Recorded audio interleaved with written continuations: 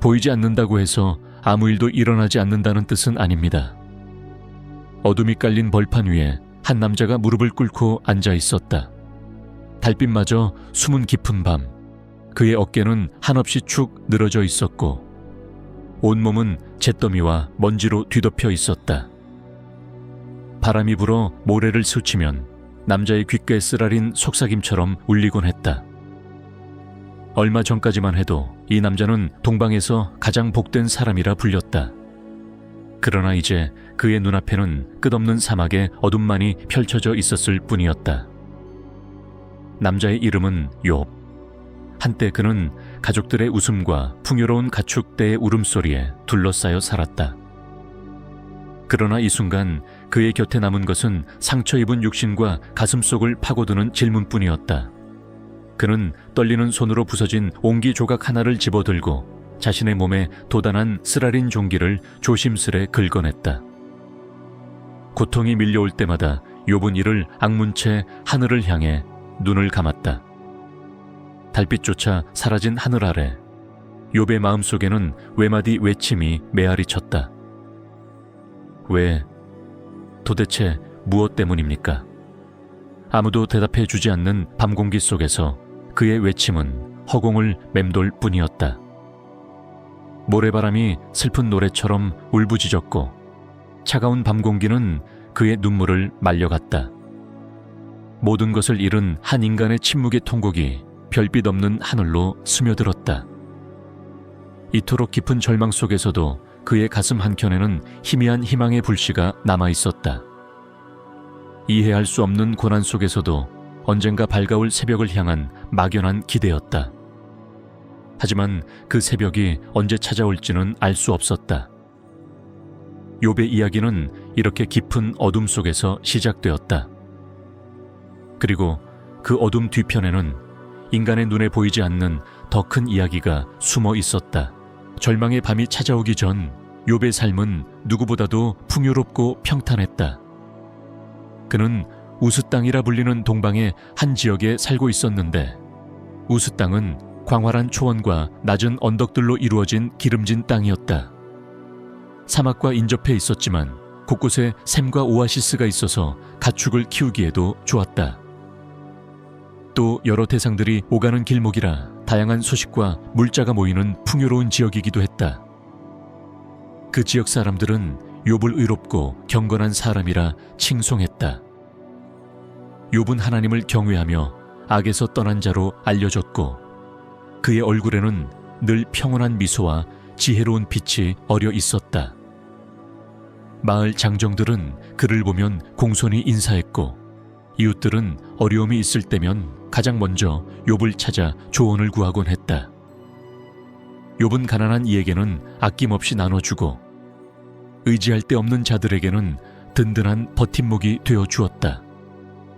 그의 집 대문은 나그네들에게 늘 열려 있어 누구든지 허기진 배를 채우고 갈 수 있었다.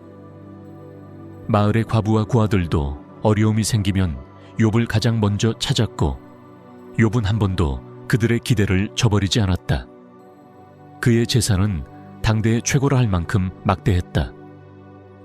끝없이 펼쳐진 초원 위로 수천 마리의 양떼가 풀을 뜯고 있었고 언덕 너머로는 낙타떼가 행진하듯 줄지어 다녔다.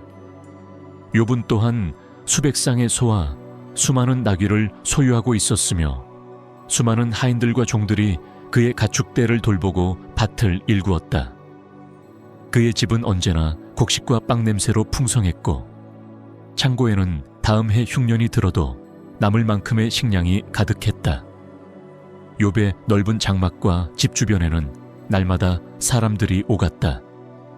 머나먼 곳에서 온 대상들이 낙태진귀한 물건들을 싣고 들르기도 하고 어려운 이웃들이 도움을 청해 오기도 했다. 욥의 이름은 인근 여러 지역에까지 알려져 누구든 그의 문턱을 넘으면 따뜻한 환대를 받는다는 이야기가 자자했다. 욥에게는 7 아들과 3 딸이 있었다. 그들은 서로 우애가 깊어 종종 형제자매들이 한 집에 모여 잔치를 열곤 했다. 촛불이 밝히는 연회장에서 형제들은 서로의 안부를 묻고 웃음꽃을 피웠으며 자매들은 아름다운 노래를 부르며 춤을 추었다. 잔칫날이면 향긋한 포도주의 향기와 막 구워낸 어린 양 고기의 냄새가 집 안가득 풍겨나왔다. 하인들은 커다란 쟁반에 음식을 담아 나르느라 분주했고 흥겨운 하프와 북소리에 맞춰 가족들의 웃음소리가 담장을 넘어 퍼져나갔다. 이웃들은 그 소리를 들으며 욥의 가정에 함께 기뻐하곤 했다. 아버지인 욥은 이렇게 행복해하는 자녀들의 모습을 보는 것을 세상 그 무엇보다 큰 기쁨으로 여겼다. 그는 잔치가 끝날 때마다 혹시라도 자녀들이 떠들썩한 잔치 중에 마음으로나마 죄를 지었을까 염려하여 다음날 이른 새벽마다 번제물을 하나님께 바치며 자녀들을 위해 간절히 기도하곤 했다. 그만큼 욥은 가정과 신앙을 소중히 여기며 하루하루를 살았다. 그 시대 사람들은 욥을 두고 하나님께 복받은 사람이라 입을 모았다. 사람들은 선행에는 보상이 따르고 악행에는 벌이 따르는 것이 세상의 이치라고 믿었다.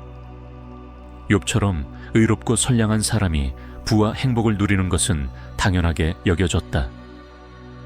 그의 삶은 마치 한 편의 노래처럼 조화로웠고 주변엔 언제나 감사의 기도가 흘러나왔다.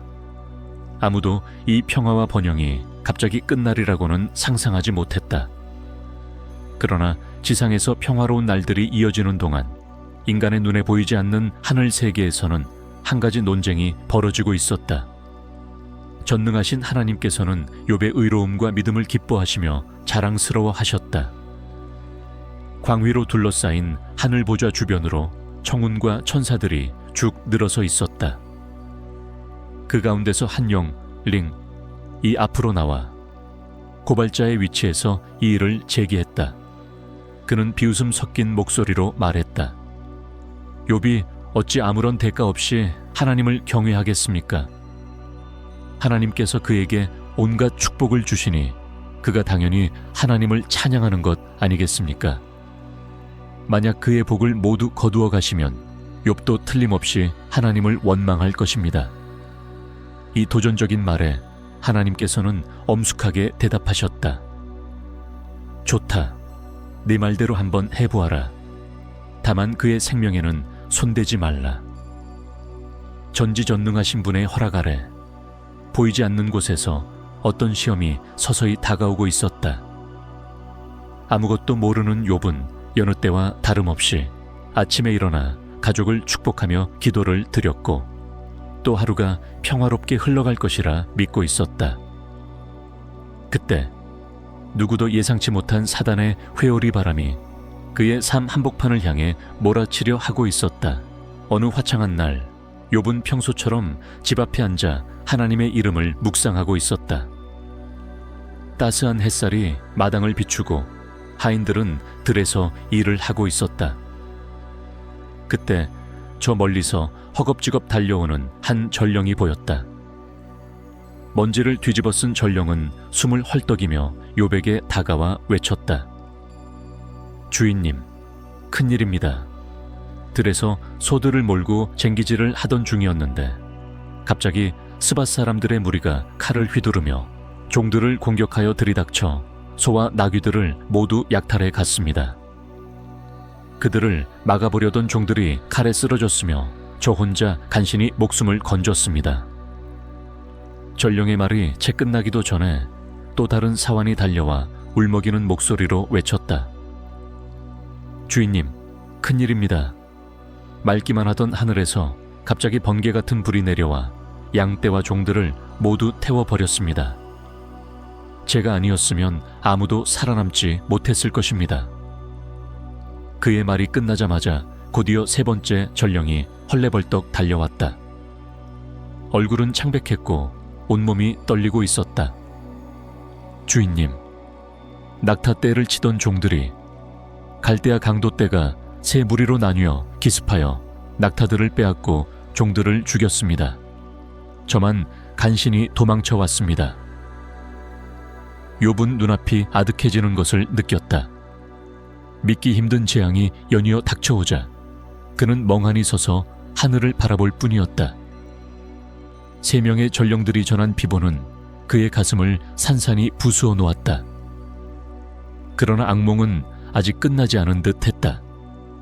마지막으로 또 한 사람이 맥없는 걸음으로 다가왔다. 이번에는 욥의 집안에서 오래 일해온 늙은 하인이었다. 그 노인은 말을 잇지 못하고 눈물부터 떨구었다. 욥은 떨리는 목소리로 겨우 물었다. 무슨 일이냐? 말해보거라. 하인은 흐느끼며 말했다. 아드님들과 따님들이 큰아드님 댁에서 함께 잔치를 벌이고 계셨습니다. 그런데 갑자기 하늘에서 큰 돌풍이 일어 집을 내리쳤습니다. 집이 순식간에 무너져 내려 그 안에 있던 사람들이 모두 그만. 노인의 말은 비통함에 끊어지고 말았다. 그는 집이 무너지자마자 달려갔지만 거센 돌풍과 무너진 잔해 속에서 그 누구도 구해낼 수 없었다고 덧붙였다. 욥의 심장이 싸늘하게 식는 듯했다. 두 무릎에 힘이 풀린 욥은 그 자리에 주저앉고 말았다. 머릿속이 하얘져 아무 생각도 할 수 없었다. 바람이 잠잠해진 들판에는 처참한 정적만이 감돌았다. 멀리 무너진 집터에서 희뿌옇게 피어오르는 먼지와 비명 자욱이 이 모든 재앙이 엄연한 현실임을 보여주는 듯했다. 잠시 후 욥은 떨리는 손으로 자신의 겉옷을 움켜쥐었다. 그리고 그 자리에서 그것을 찢어버렸다. 억누를 수 없는 고통과 슬픔이 그의 가슴에서 폭발하듯 터져나왔다. 이어서 그는 자신의 머리칼을 가위로 산산히 잘라내고 땅에 엎드려 얼굴을 대고 처절하게 통곡했다. 하인들과 전령들이 흐느끼며 주위를 둘러섰지만 누구 하나 선뜻 그에게 말을 걸지 못했다. 욥은 땅바닥에 몸을 붙인 채 한참을 울부짖다가 마침내 하늘을 향해 두 손을 들어 올렸다. 그리고 찢어진 목소리로 기도하듯 외쳤다. 내가 모태에서 벌거벗고 나와 싸운즉 죽을 때에도 벌거벗고 돌아가리이다. 주신 분도 여호와시요 가져가신 분도 여호와시니 여호와의 이름이 찬송을 받으시기를. 끝없는 슬픔 속에서도 욥은 하나님의 뜻에 대한 경외심의 끈을 간신히 붙잡았다. 그의 마음은 차디찬 절망의 바닥까지 가라앉았지만 그 가운데서도 하나님을 원망하는 말만큼은 입 밖에 내지 않았다. 주변에서 함께 이 광경을 지켜보던 종들과 전령들은 모두 통곡하며 땅에 엎드렸다. 감히 상상조차 못할 비극 앞에서 그들은 주인과 함께 울음을 쏟을 수밖에 없었다. 그날 밤 욥은 텅 빈 집에 홀로 앉아 있었다. 자식들의 웃음소리로 가득하던 집안은 순식간에 적막에 잠겼고 가족들의 흔적만이 싸늘하게 남아있었다. 욥은 사랑하는 자녀들을 떠올리며 밤새 흐느껴 울었다. 아이들이 어릴 적에 뛰놀던 마당, 함께 예배드리던 아침의 모습, 저마다 행복해하던 얼굴들이 머릿속을 스쳐 지나갔다. 그는 막내딸이 아버지의 무릎에 앉아 제잘거리며 수염을 잡아당기던 모습까지 생생하게 떠올렸다. 잔치 때마다 장남이 아버지 옆자리에 앉아 눈웃음을 짓던 기억도 스쳐갔다. 이제는 그 모든 것이 사라져버렸다. 사랑스러운 추억들만이 텅 빈 집 안에 메아리칠 뿐이었다. 가슴이 찢어지는 듯한 고통 속에서 욥은 고개를 들었다. 별들이 총총 따어있는 밤하늘을 바라보면서도 그는 그 아름다움을 느낄 수 없었다. 차갑게 식어버린 재앙의 그림자만이 그의 영혼을 드리우고 있었다. 그러나 이렇듯 절망의 깊은 바다에 빠져 있으면서도 욥의 가슴 속에는 알 수 없는 평온이 한 줄기 남아 있었다. 자신의 이해를 초월하는 신비로운 평화였다. 그는 낮에 자신이 했던 고백을 떠올렸다. 주신 분도 하나님, 가져가신 분도 하나님. 그 말은 그의 입술을 떠났지만 여전히 영혼에 메아리치고 있었다. 모든 것을 앗아가신 분께서 과연 아무 뜻 없이 그러셨을까? 욥은 알 수 없었다. 다만 이유를 알지 못해도 그 속에 하나님의 섭리가 있으리라는 신락 같은 믿음이 폐허가 된 마음 한구석에 작은 등불처럼 남아 있었다. 하지만 시련은 여기서 끝나지 않았다. 얼마 후 욥의 온몸에 정체를 알 수 없는 병이 찾아들었다. 머리부터 발끝까지 악성 종기가 돋아나 살같이 갈라지고 진물이 흘렀다. 욥은 알아 누울 수밖에 없었다. 참을 수 없는 가려움과 통증 때문에 밤에도 잠을 이룰 수 없었고, 잠깐 깊은 잠에 빠지면 어김없이 악몽이 그를 괴롭혔다. 꿈속에서 그는 무너진 집더미 아래 깔려 꼼짝할 수 없었고, 사방에서 들려오는 자식들의 울음소리에 가슴을 찢었다. 혹은 정체 모를 어둠의 그림자가 잿더미 주변을 맴돌다 자신에게 달려드는 환영에 쏘스라치게 놀라 깨어나기도 했다. 앉아있자니, 종기가 덧나고 누워있자니 고통이 심해 몸부림칠 수밖에 없었다. 이전에 잔치와 기도로 가득하던 집 안에는 이제 신음소리와 비명의 메아리만이 맴돌았다. 욥은 차마 집 안에 머무를 수 없어 마을 밖 성문 근처 버려진 잿더미 곁으로 나갔다. 사람들이 버린 깨진 옹기 조각들 사이에 그는 초라하게 주저앉았다. 몸을 조금이라도 식히기 위해 재를 온몸에 뒤집어 쓰고 가려운 종기를 긁어내려고 손에 든 옹기 조각을 놀렸다. 그의 피부는 부어오르고 검붉게 갈라져 있어 손을 댈 때마다 피와 진물이 흘러나왔고, 상처에서는 악취가 풍겨나와 벌레까지 들끓었다. 욥은 이따금 목이 터져라 비명을 질렀고 혼잣말로 차라리 죽기를 구하기도 했다. 하지만 그는 그럴 때마다 스스로를 다잡았다. 차라리 하나님께서 직접 생명을 거두어 가시기를 바라면서도 자신의 입술로 하나님을 저주하는 말만큼은 끝내 하지 않겠노라고 마음속으로 다짐했다. 마을 사람들은 잿더미 위에서 신음하는 욥의 모습을 멀찍이 지켜보았지만 그의 몰골이 워낙 끔찍하여 누구도 선뜻 다가가지 못했다. 아이들은 겁에 질린 눈으로 그를 쳐다보다 울음을 터뜨리기도 했고, 어른들은 고개를 저으며 안타까워했다. 한때 존경받던 욥이 이토록 비참해진 모습을 보며 모두 경악했지만 감히 다가가 위로의 말을 건넬 엄두를 내지 못했던 것이다. 사람들은 저마다 수군거리며 이 참혹한 운명의 이유를 추측했다. 어떤 이는 욥이 겉으로만 경건했지 드러나지 않은 큰 죄를 저질러 하나님께 벌을 받고 있다고 손가락질했고, 또 어떤 이는 선한 사람에게도 이런 일이 닥치는 것을 보니 세상 일은 참 알 수 없다며 고개를 저었다. 마을 원로들은 모여서 한숨을 쉬며 사람이 당하는 고난의 이치를 두고 끝없는 논쟁을 벌였다. 그러나 누구도 욥에게 닥친 이 고난의 참뜻을 알 수 없었다. 이러한 욥의 모습을 지켜보던 그의 아내는 마침내 참았던 울분을 터뜨렸다.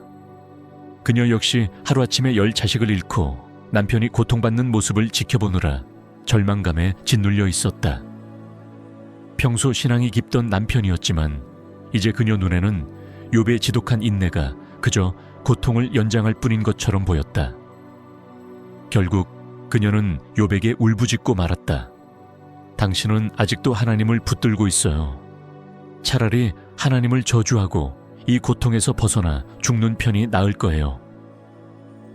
욥은 고개를 들어 눈물에 젖은 아내의 얼굴을 바라보았다. 그녀의 눈에는 남편을 향한 사랑과 주체할 수 없는 절망이 뒤섞여 있었다. 욥은 한동안 말없이 그녀의 고통을 자신의 고통처럼 느끼며 함께 눈물을 흘렸다. 그리고 나지막이 탄식하듯 말했다. 여보, 당신마저 그렇게 말해서야 되겠소. 우리가 하나님께 복을 받았다면 화도 받지 않겠소. 지금 이 고통도 언젠가는 지나갈 것이오. 부디 너무 절망하지 말고 조금만 더 견뎌주구려. 아내는 욥의 손을 붙잡고 한참을 통곡했다. 차마 더 대꾸하지 못했지만 남편의 말에 그녀는 더욱 큰 슬픔에 사로잡혔다. 이렇게까지 모든 것을 잃고도 하나님을 저버리지 않는 그의 모습이 존경스럽기도 하고 애처롭기도 했기 때문이다. 며칠 후 욥에게 3명의 친구가 찾아왔다. 각각 대만과 수아, 나아마라는 지방에서 온 엘리바스와 빌닷, 소발이었다. 그들은 먼 길을 달려와 제더미 옆에 앉아있는 욥을 발견했을 때 깜짝 놀랐다. 친구의 처참한 몰골을 보고도 처음에는 그가 욥인지조차 몰랐을 정도였다. 욥은 온몸이 상처투성인데다 수척해진 얼굴에는 생기가 없었고 두 눈은 움푹 패여 있었다.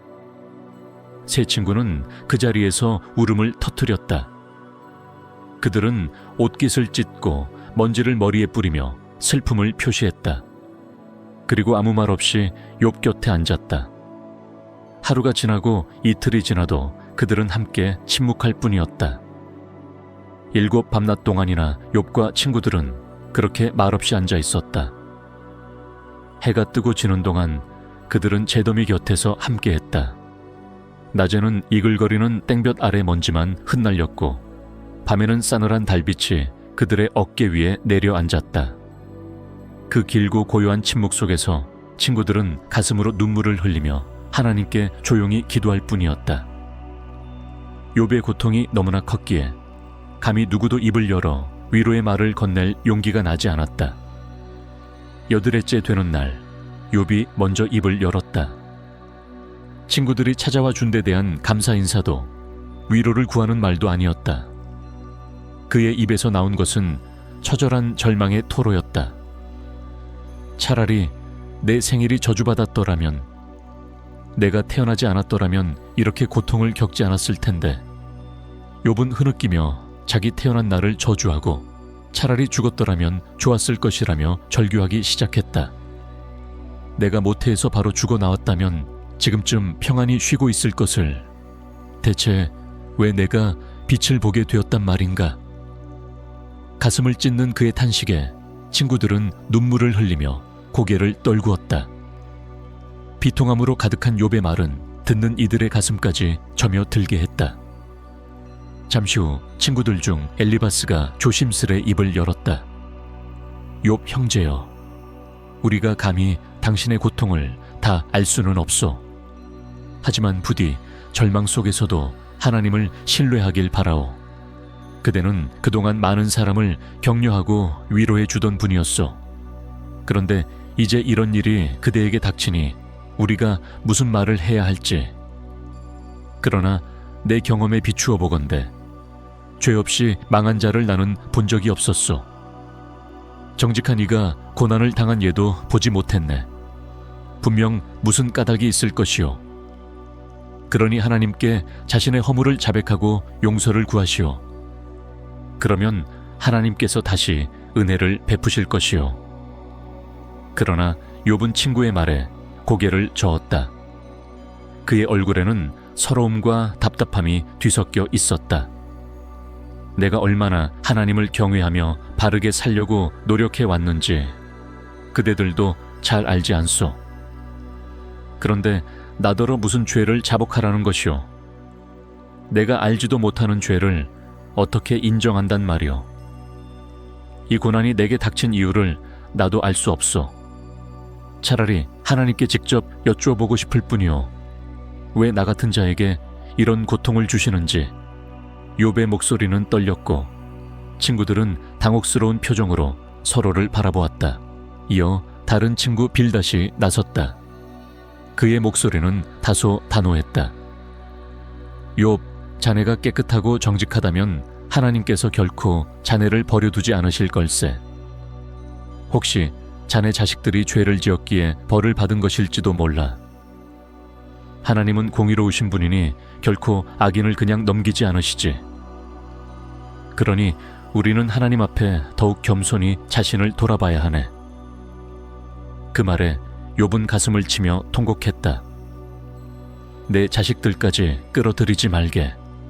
그 아이들이 무슨 죄가 있다고 한날 한시에 저렇게 죽어야 한단 말인가? 자네 말은 내 상처에 소금을 뿌리는 것 같구먼. 차라리 입을 다물어 주게. 자네들이야말로 참으로 한심스런 위로자들이 아닌가. 욥의 격앙된 반응에 친구들은 잠시 말을 잃었다. 그러나 속으로는 여전히 욥이 분명 알지 못하는 잘못을 저질렀기에 이런 재앙이 닥쳤으리라고 생각했다. 세 번째 친구 소발도 가만히 있지 않고 거들고 나섰다. 그는 욥의 태도가 오만하게 느껴졌는지 책망하는 목소리로 말하기 시작했다. 욥, 자네가 이렇게 분노하며 자기 결백만 주장하는데 정말 티끌 하나 없이 완전하다고 생각하나? 하나님 보시기에 사람이 어찌 깨끗하다 할 수 있겠나? 내 보기엔 자네가 받은 벌이 사실 자네 죄값보다 덜할 수도 있어. 차라리 하나님께 은혜를 구하고 겸손히 용서를 비는 게 좋을 걸세. 그러면 분명 다시 일어설 수 있을 게야. 이 말을 들은 욥은 깊은 상처를 받았다. 그는 눈물을 훔치고 쓰린 목소리로 대답했다. 너희는 남을 돕기는커녕 괴롭히는 자들이로구나. 너희 말대로라면 이 세상에 이유 없는 고난이 어디 있겠지. 하지만 현실을 보아라. 나는 이해할 수 없으나 이 고난을 당하고 있다. 너희가 나를 정죄한다고 내 아픔이 사라지더냐? 차라리 날 좀 조용히 내버려 두어라. 하나님께서 나를 죽이신다 해도 나는 하나님을 향한 희망을 버리지 않을 것이네. 내 속에는 아직도 전능자를 향한 기도가 남아있어. 끝까지 하나님께 호소할 터이니 언젠가는 내게 대답해 주시리라 믿네.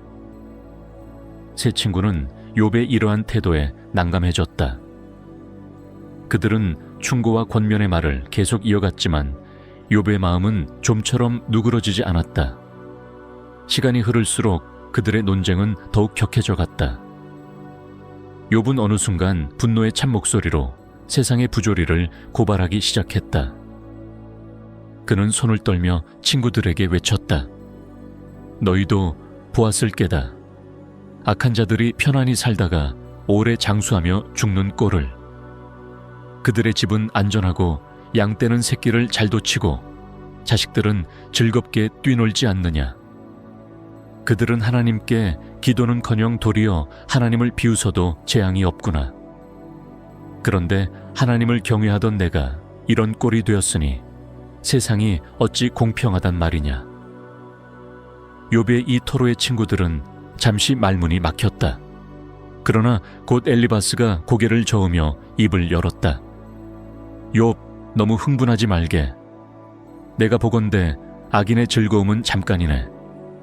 죄인이 번영해 보여도 결국은 하나님께 심판을 받게 마련일세. 빌닷도 맞장구 쳤다. 그렇지. 악인의 등불은 결국 꺼지고 그들에겐 무서운 함정과 올가미가 기다리고 있어. 자네가 보지 못해서 그렇지 그들의 끝은 비참하다네. 세 친구는 끝까지 세상의 고난에는 반드시 이유가 있으며 하나님의 정의는 확고하다고 주장했다. 그러나 욥은 물러서지 않고 가슴속 응어리를 쏟아냈다. 결국 서로의 의견은 평행선을 달릴 뿐이었다. 그들 곁에는 엘리후라는 젊은이도 함께하고 있었는데 한동안 묵묵히 논쟁을 듣기만 하다가 마침내 참지 못하고 자기 의견을 쏟아냈다. 엘리후는 세 친구들보다 더욱 열정적으로 하나님의 위대하심과 공의로우심을 역설하며 욥의 태도를 꾸짖었지만 그 역시 욥의 고난에 대한 명쾌한 해답을 주지는 못했다. 그 밤도 욥은 잠을 이루지 못하고 흐릿한 별빛이 비치는 하늘을 올려다보았다. 목이 쉬도록 부르짖었건만 여전히 응답 없는 하늘을 향해 그는 마지막 희망을 걸어 속삭였다. 하나님, 이 억울함을 알아주실 분이 하늘에 계시리이다. 나의 증인이 높은 곳에 살아 계시오니 언젠가 주께서 친히 제 무죄를 밝혀주실 것을 저는 믿나이다. 그렇게라도 믿지 않고서는 그는 이 상황을 견딜 수 없었다. 여러 날, 아니 여러 달이 그렇게 속절없이 흘러갔다. 그 사이 계절이 바뀌어도 욥의 고통은 줄어들지 않았다. 들판의 곡식이 자라 황금빛으로 익어가 추수철이 지나가고 나무잎이 지고 차가운 바람이 불어와도 욥의 신음은 끝나지 않았다. 논쟁과 통곡으로 지새던 어느 날 하늘에 갑자기 새까만 구름이 몰려들기 시작했다. 세찬 바람이 일고 사방에서 천둥 번개가 번쩍였다. 욥과 친구들은 깜짝 놀라 주위를 두리번거렸다. 마른 하늘에 웬 폭풍인가 싶었다. 바람이 점점 거세지더니 후월이 바람이 일어나 욥이 앉은 그 자리를 에워쌌다. 친구들이 겁에 질려 몸을 피하려 일어섰으나 욥은 제대로 일어서기도 힘든 상태였다. 그때 회오리 바람 가운데서 우렁차고도 장엄한 음성이 들려왔다. 모두의 귀에 뚜렷이 들리는 하나님의 음성이었다. 그 소리는 천둥처럼 땅을 뒤흔들고 메아리쳐 들려왔다. 욥과 친구들은 폭풍 앞에 겁에 질려 몸을 숙인 채 숨을 죽였다.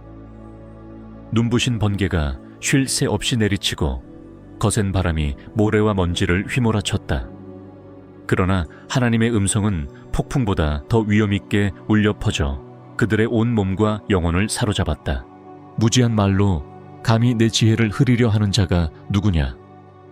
자, 남자답게 허리를 동이고 내가 묻는 것에 답하여 보아라. 내가 땅의 기초를 놓을 때에 너는 어디에 있었느냐? 지혜가 있다면 대답해 보아라. 바다가 그 넘칠 때는 문을 깨뜨리고 터져 나올 때에 그것을 가두기 위해 문빗장을 지른 이가 누구냐? 너는 아침에게 명령하여 새벽이 그 자리에서 떠오르게 한 적이 있느냐? 번개가 내게로 달려와 우리가 여기 있나이다 하고 말한 적이 있느냐? 네가 하늘의 별자리들을 불러 그 질서를 바로잡을 수 있느냐? 들의 사자가 먹이를 찾도록 누가 마련해 주는지 아느냐? 바다 밑 가장 깊은 곳까지 내 눈이 미쳐본 적 있느냐? 거대한 베헤못을 만든 이도나여 무시무시한 리워야단조차 내 앞에 엎드리느니라. 그런 것들을 네 힘으로 다룰 수 있기나 하냐? 폭풍 가운데 울려 퍼지는 하나님의 물음은 끝이 없었다. 하나님의 물음이 이어질 때마다 욥의 마음속에는 거대한 그림들이 펼쳐지는 듯했다.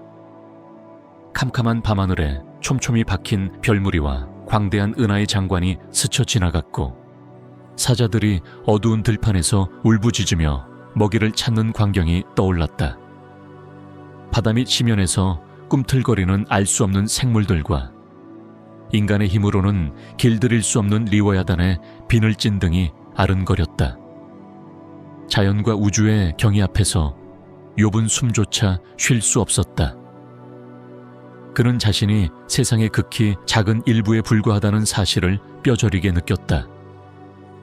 하늘과 땅, 빛과 어둠, 바람과 비, 새와 짐승까지 하나님이 지으신 광대한 창조 세계에 신비로운 질문들이 쏟아졌다. 하나하나가 인간의 지혜로는 감히 헤아릴 수 없는 것들이었다. 욥과 친구들은 숨죽인 채 그 음성에 귀를 기울일 수밖에 없었다. 마치 시간이 멈춘 듯 폭풍 속에서 울려나오는 하나님의 말씀만이 천지를 가득 채웠다. 마침내 하나님의 음성이 잦아들었을 때 욥은 온몸을 떨며 땅에 엎드렸다. 자신이 얼마나 미약하고 무지한 존재인지를 깊이 깨닫고 있었다. 방금 전까지만 해도 하나님께 이유를 밝히라며 외치던 자신이 부끄러워 견딜 수 없었다. 욥은 떨리는 목소리로 간신히 말을 이었다. 주님, 당신은 못하시는 일이 없사옵고 무슨 계획이든 이루시는 줄 이제야 깨달았습니다. 제가 깨닫지도 못한 것을 말하였나이다. 제가 주께 무엇이라 대답하겠나이까? 이제 제 손으로 제 입을 가릴 뿐입니다. 제가 주께 귀로만 들었사오나 이제는 눈으로 주를 보옵나이다. 그러므로 스스로 거두어드리고 티끌과 재 가운데서 회개하나이다. 욥은 눈물을 흘리며 회개의 고백, 경외의 고백을 영어푸 쏟아냈다. 그는 하나님 앞에 자신의 무지함과 교만함을 낮추고 그분의 크심 앞에 겸손히 엎드렸다. 폭풍이 잦아들고 고요가 찾아왔다. 욥의 친구들은 그제야 몸을 일으켜 눈앞에 벌어진 일에 넋을 잃고 있었다. 그때 다시 하나님의 음성이 들렸다. 이번에는 욥이 아니라 그의 세 친구들을 향한 책망이었다. 그들은 움찔하며 하나님의 엄중한 말씀을 들었다. 내 종 욥에게 말한 것 같이 옳게 말하지 아니한 너희를 내가 책망하노라. 하나님의 목소리는 단호했지만 그 안에는 자비도 담겨 있었다. 하나님께서는 친구들에게 수소로 제사를 드리고 욥에게 가서 기도를 부탁하라고 명령하셨다. 세 친구는 얼굴이 창백해진 채 곧장 제물을 마련하여 하나님께 속죄제를 드렸다. 그리고 머리를 조아린 채 욥에게 나아가 용서를 구했다. 욥은 그들에게 한마디의 원망도 하지 않았다. 오히려 고통 속에서 자신을 비난했던 친구들을 불쌍히 여기고 진심으로 그들을 위해 기도해 주었다. 그의 마음에는 모든 원망이 사라지고 하나님의 광대하심을 깨달은 평안만이 남아 있었다. 하나님께서는 욥의 그 간구를 들으시고 마침내 그에게 회복의 은혜를 베푸셨다. 어느 새벽 욥은 상처투성이었던 살결이 놀랍도록 깨끗해진 것을 발견했다. 고통스럽게 골마있던 종기가 흔적도 없이 사라지고 갈라져 피가 맺혔던 피부에 새살이 돋아나 있었다. 그는 믿어지지 않는다는 듯 떨리는 손으로 자기 팔과 다리를 쓸어보았다. 어제까지만 해도 열에 들뜬 몸이었건만 이제는 따뜻한 생명의 기운이 피부 밑으로 흐르는 것이 느껴졌다. 욥은 눈물을 쏟으며 땅에 엎드려 하나님께 감사의 기도를 올렸다. 그리고 머지않아 그의 잃어버렸던 기운도 서서히 되찾아갔다. 그는 다시 두 발로 일어서서 삶의 터전을 일구고 가축을 돌볼 힘을 얻게 되었다. 욥이 건강을 되찾았다는 소식이 전해지자 그의 형제자매들과 옛 친구들이 하나둘 욥의 집을 찾아왔다. 그들은 오랫동안 고통을 겪은 욥을 끌어안고 위로하며 함께 눈물을 흘렸다. 모두가 잃어버린 가족들을 가슴 아파했고 앞으로 하나님께서 베푸실 새 복을 빌어주었다. 다 함께 식탁에 둘러앉아 식사를 나누며 욥의 새로운 시작을 축하했다. 마을의 이웃들도 찾아와 은돈과 금반지 등을 선물로 건넸다. 오랜만에 욥의 집에는 다시금 웃음소리와 맛있는 음식 내음이 피어올랐다.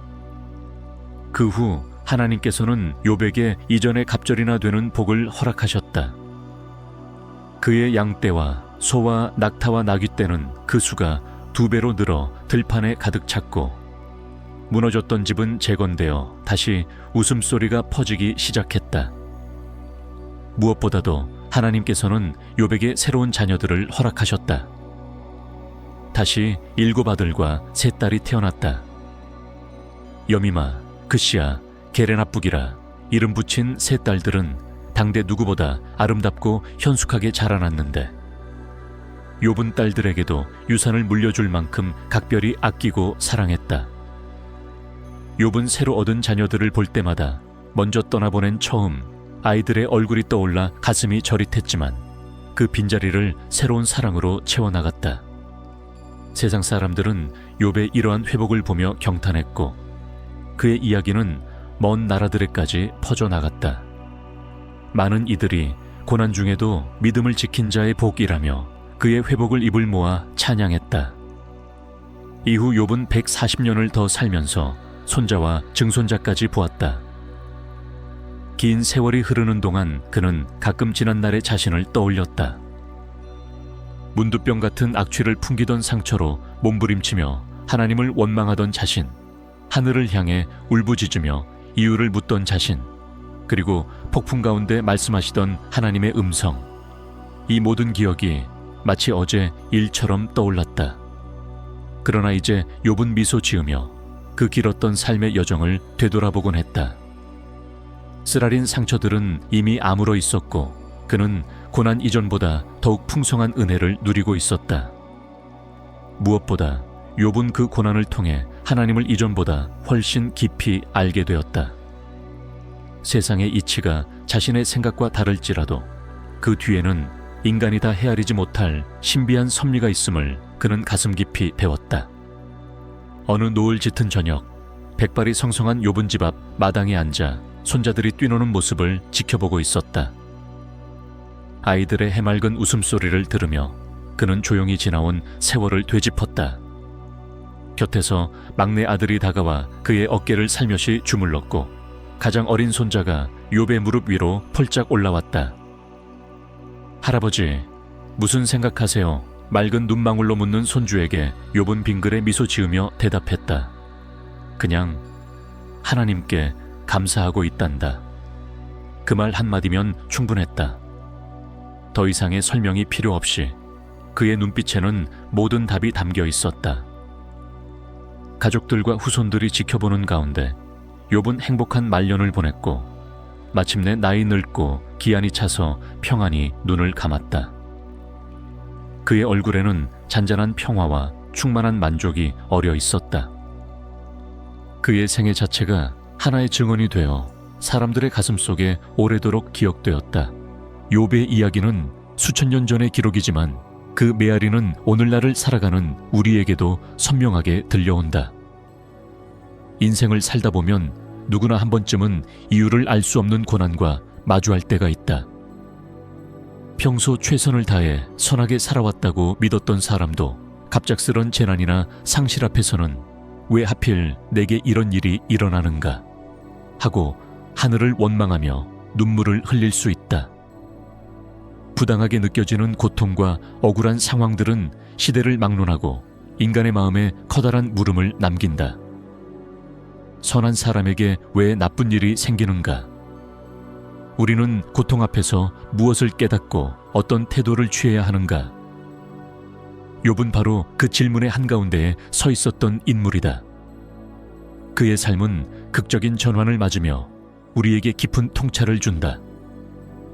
욥은 고난을 겪기 전까지 세상이 정해진 질서대로만 굴러간다고 믿었다. 의롭게 살면 복을 받고 악하게 살면 벌을 받는다는 통념 속에서 살았다. 주변 사람들도 모두 그렇게 믿었다. 욥 자신도 분명 선한 삶을 살았고 그에 대한 보상으로 풍요와 행복을 누렸다. 그러나 하루아침에 닥친 재앙들은 그 모든 믿음을 근본부터 흔들어 놓았다. 욥은 고통의 한복판에서 처음으로 세상의 불합리를 정면으로 마주했다. 왜 선한 자신에게 이토록 가혹한 시련이 닥친 것인지 알 수 없었다. 그는 친구들에게 하소연해 보았지만 돌아오는 대답은 내게 분명 잘못이 있으니 벌을 받는 것이라는 차가운 논리뿐이었다. 이 친구들의 말은 어떤 면에서는 오늘날 우리가 고통당한 이들을 볼 때 무의식 중에 던지는 시선과 닮아 있다. 혹시 그 사람이 잘못 산 것 아니냐는 은근한 의심, 또는 고통에도 다 이유가 있을 거야 하는 피상적인 위로 말이다. 그러나 욥의 이야기는 그런 단순한 인과론을 넘어선 곳에서 펼쳐진다. 그는 이해할 수 없는 고난 앞에서 기존의 확신이 무너졌을 때 인간의 믿음과 의로움이 어떤 의미를 지니는지를 온몸으로 보여주었다. 욥은 처음에는 절망 속에서 자신의 생애를 저주할 만큼 깊은 어둠에 잠겼다. 그는 슬픔과 분노 속에서 하나님께 울부짖으며 그 이유를 알고 싶어 했다. 이 모습은 고통 중인 인간의 가장 솔직한 모습일 것이다. 고난 앞에서 때로는 신을 향해 질문하고 항변하는 것조차 믿음의 일부일 수 있다는 것을 욥은 보여준다. 그는 맹목적으로 체념하기보다 차라리 하나님과 논쟁하기를 택했다. 역설적이게도 그 처절한 항변이야말로 그의 신앙이 여전히 살아있음을 보여주는 한 모습이었다. 욥은 고통 속에서 하나님과 씨름했고 심지어 하나님께 불공평함을 토로하기도 했다. 그럼에도 불구하고 욥이 끝까지 놓지 않은 한 가지는 바로 하나님을 향한 갈망이었다. 그는 비록 하나님께서 나를 죽이실지라도 나는 하나님을 향한 희망을 버리지 않겠다는 강렬한 고백을 했다. 이 말은 욥의 신앙이 더 이상 조건부로 유지되는 것이 아님을 드러낸다. 욥은 이해할 수 없고 받아들이기 힘든 상황에서도 하나님과의 관계를 완전히 끊어버리지 않았다. 오히려 처절하게 매달리며 끝까지 답을 구했다. 결국 폭풍 가운데 임한 하나님의 음성은 욥의 질문에 직접적인 해답을 주진 않았다. 왜 자신에게 이런 불행이 닥쳤는지에 대한 이유를 끝내 듣지는 못했다. 왜 고난을 주셨습니까? 라는 물음에 하나님은 내가 세상을 어떻게 운행하는지 네가 아느냐 라고 응답하신 셈이다. 언뜻 보면 동문서답처럼 느껴진다. 하지만 그 장엄한 응답을 통해 욥은 더 큰 깨달음에 이르게 되었다. 인간의 지혜로는 도저히 헤아릴 수 없는 광대한 섭리의 일부로서 자신의 고난을 마주보게 된 것이다. 하나님은 욥에게 우주의 신비와 생명의 비밀들을 펼쳐 보이심으로써 한정된 인간의 관점으로는 모든 것을 이해할 수 없음을 일깨워 주셨다. 이것은 마치 어두운 방에서 촛불 하나로 사물을 보던 사람이 갑자기 눈부신 태양 아래 나와 세상의 광활함을 마주한 것과 같다. 욥은 폭풍 속에서 말씀하시는 하나님을 직접 체험하며 자신의 고통마저도 그 거대한 하나님의 계획 안에 있음을 희미하게나마 받아들이게 되었다. 이때 욥이 보인 반응은 우리의 가슴을 울린다. 그는 마침내 자신의 무지를 인정하고 겸손히 머리를 숙였다. 제가 주께 귀로만 들었사오나 이제 눈으로 주를 보옵나이다라는 욥의 고백은 고난을 통해 하나님을 더욱 깊이 알게 되었다는 의미심장한 깨달음의 표현이다. 욥은 이전에는 머리로만 알던 신앙을 이제 가슴으로 체험했다고 할 수 있다. 고통을 통과하는 과정에서 비로소 얻게 된 지혜였다.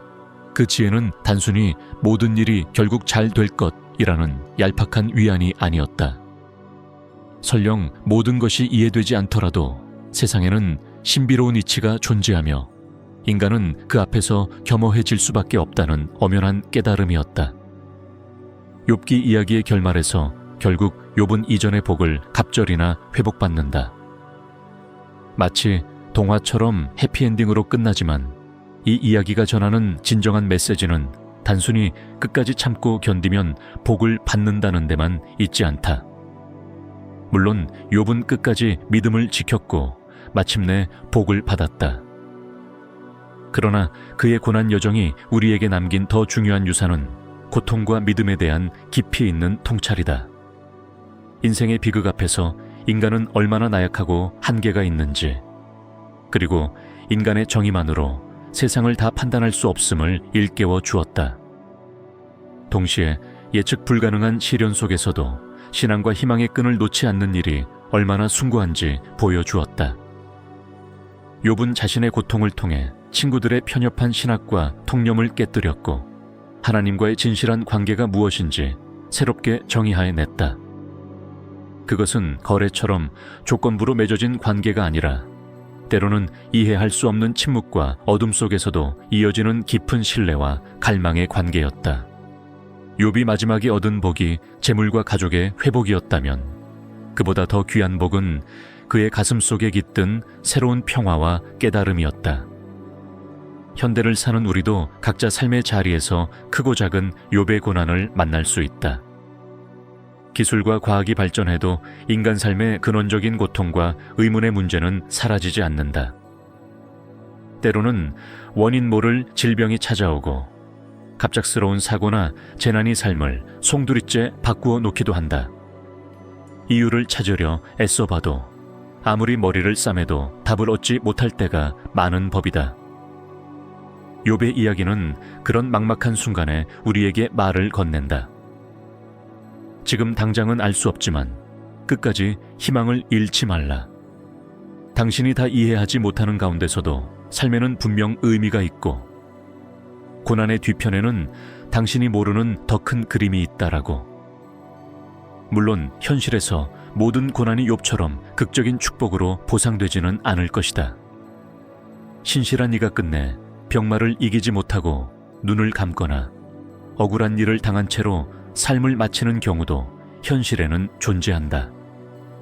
때로는 끝내 이유를 알지 못한 채 받아들여야 하는 아픔도 있다.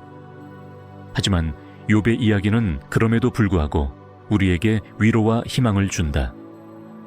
그것은 우리의 고난이 결코 무의미하지 않으며 우리가 미처 보지 못하는 차원에서 삶의 이야기가 이어지고 있음을 암시한다. 또한 고난 속에서도 끝까지 자신을 잃지 않고 선을 행하며 믿음을 지키는 일이 결코 헛되지 않음을 일깨워 준다. 욥은 우리에게 속삭인다. 인간은 연약하여 실수하고 흔들릴지라도 끝끝내 포기하지 않고 진실을 향해 나아갈 때 마침내 새벽이 찾아온다는 것을. 그리하여 욥의 이야기는 하나의 종교적 고전을 넘어 인생의 보편적 이야기로 남아있다.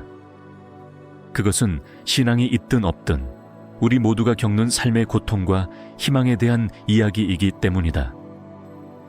오늘날까지도 욥의 인내라는 말이 쓰일 만큼 욥은 절망 속에서도 희망을 잃지 않는 인내와 믿음의 상징이 되었다. 사랑하는 이를 잃고 가슴 찢어지는 슬픔에 잠긴 사람, 병상에서 고통으로 밤을 지새우는 환자, 억울한 누명을 쓰고 눈물 짓는 사람, 살아갈 의미를 찾지 못해 방황하는 사람. 누구라도 욥의 모습에서 자기 자신의 모습을 찾을 수 있다.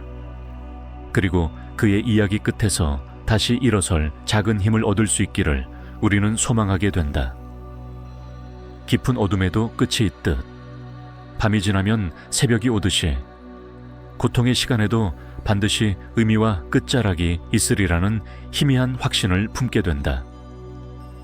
욥이 견뎌낸 밤은 길고도 깊었지만 마침내 아침이 밝아왔고 그는 새로운 삶을 살았다. 우리 각자의 삶에서도 그러한 새벽을 향한 희망이 완전히 사라지지 않도록 욥의 이야기는 영원히 빛을 발할 것이다. 만약 이 이야기가 당신의 마음을 울렸다면 채널을 구독하여 앞으로도 함께 해주시고 여러분의 느낌과 생각을 댓글로 나눠주세요. 여러분의 따뜻한 응원 한마디 한마디가 이러한 이야기를 계속 전하는 데 큰 힘이 됩니다. 감사합니다. 이제부터 10분간 묵상을 위한 음악이 이어집니다. 이 시간을 통해 여러분 마음속에도 잔잔한 평안과 깊은 울림이 머물기를 바랍니다.